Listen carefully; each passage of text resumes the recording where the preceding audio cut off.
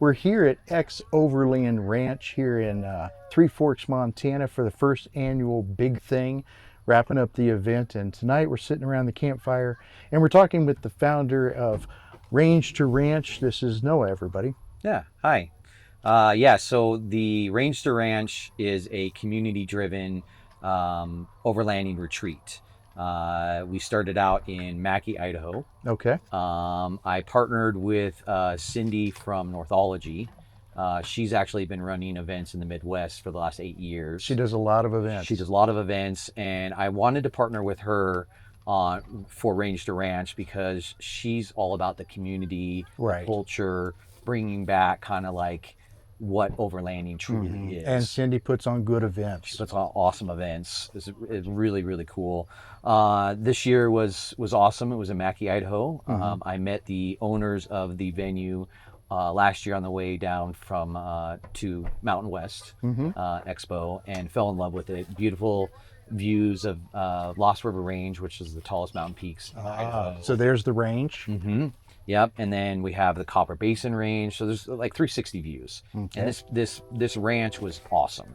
And we kind of named it that because we wanted to partner with ranches so that they can come sell their beef. We can talk about what they do. This particular ranch was a regenerative farming. Oh, nice. So they use all the parts and everything.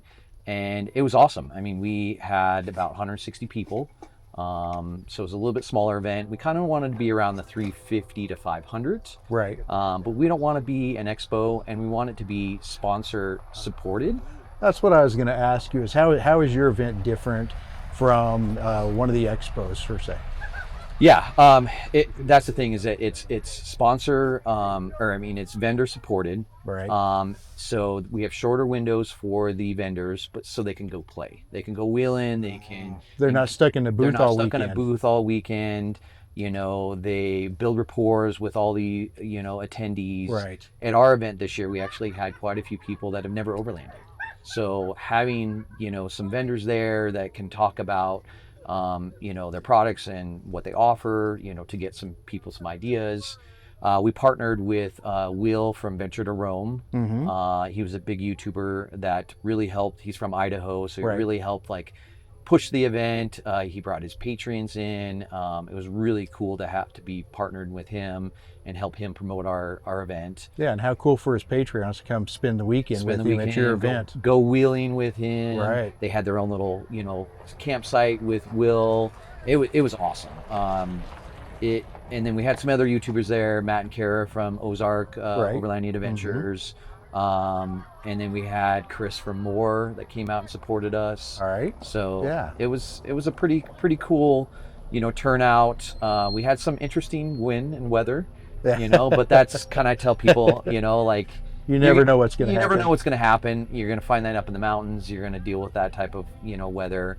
But it's Idaho, and so people that don't recognize or never been to Idaho, I usually tell people it's not usually consistent weather until after the 4th of July. Then it's consistent. So we had a little bit of wind. We had snow on the last day in the middle of June, which was interesting. What we strategically placed this event a week before PNW. Okay. So that we could get people that are on the road to come out an extra week, come to our event, and then head to PNW Expo. I like that. And it's actually worked out really well. I saw a lot of people wearing our shirts, talking about the event. I walked around and talked to, some vendors, and they kind of, were like, oh, I heard about the event. Yeah. So it was pretty cool to see, the first year and how many people have heard about it and, were thinking about coming, or, we got put on the map.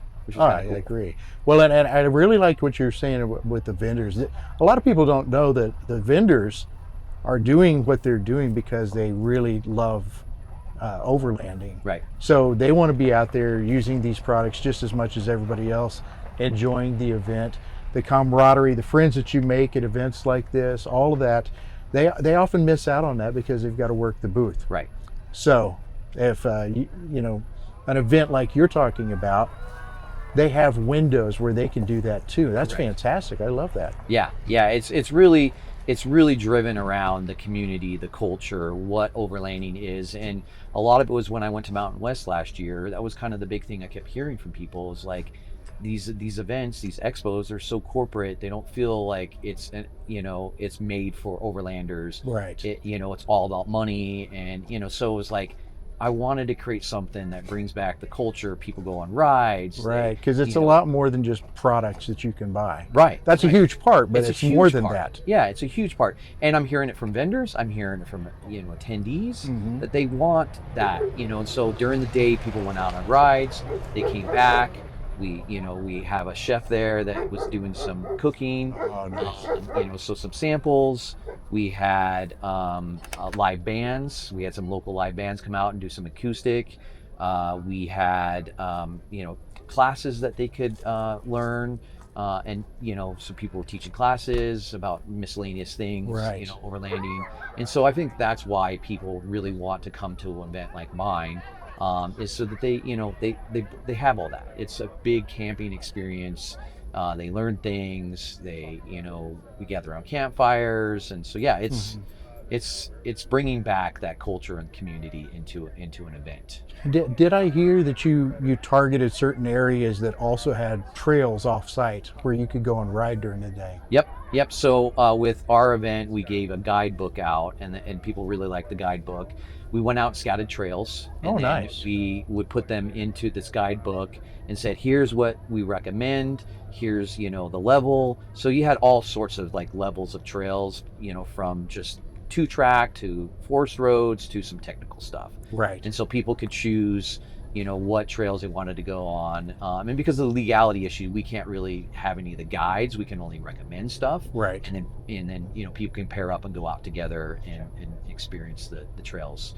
And that's what's really cool about that area is, there's so many trails and so many mountain ranges that, we're going to do it a couple years there, and then we might do a rolling event. So I like that year, idea. Yeah, and talking to people really like that. And there's nothing out there that has every year you going somewhere different. Right, and then you can come back every year, and it's a similar experience. There's a meat and potatoes that's the same. The community Right. is the same. You see your friends, but then you can go off site and do things that you didn't get to do last year or the year before. And it's new trails. I think that once an event's at a certain area for so long, the trails kind of get the same. It's Right. been on all the trails. And so we wanted to create something that's still the same community that they enjoy and that they bonded with, but then they get to experience a new place. And so we might, jump around and do what I call a rolling event, which would be really cool. So Well, I love the concept. I really appreciate you taking some time to talk to us about it. If somebody wants to maybe get online or follow you on social, how can they find you? yeah, so you can find us Range to Ranch on Instagram or rangetoranch.com on our website that we just launched. We'll be coming out with a date and the venue really soon. So that's the best place to follow us and to get the information. All right. And the Northology is a good one too. Follow her, my partner Sydney, Northology. She has a digital magazine, and then she's got a couple other events as well. She also does a women's only event. Oh, so nice. trying to get women that are want to be driving and not just in a princess passenger. Right. Right. And getting comfortable. And I think that's great because as having more women involved, that are not just in there and, they're involved, they're driving, they're learning, they're, enjoying it as much as us guys do. Right. So. Yeah. Well, guys, it's Ridge to Ranch. It sounds like Range to Ranch. I'm sorry, Range to Ranch. I got the mountain ridge stuck in my mind. I know. Range to Ranch sounds like a fantastic new event. Can't wait to join you up there next year. Yeah. Thank you so much. Thank you.